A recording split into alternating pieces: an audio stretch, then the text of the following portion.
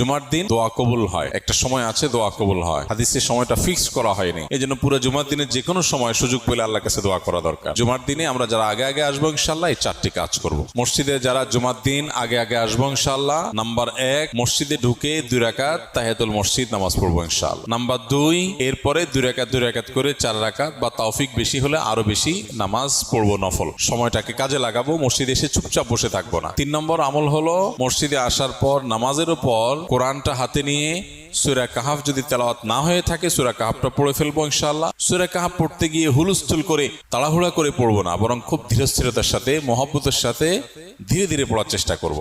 অনেক আলেম তালেব ইলম আছেন সূরা কাহাফ প্রতি সপ্তাহে পড়েন, প্রত্যেক জুমার দিন পড়েন, কিন্তু পড়েন কি তুফান মিল মার্কা পড়া না, এই পড়া না। পড়তে হবে খুবই মহব্বতের সাথে, খুব ধীরে ধীরে। কোয়ালিটির সাথে যদি আপনি না পড়েন এই পড়ায় সওয়াব না হয়ে কোনো কোনো ক্ষেত্রে গুনাহও হতে পারে।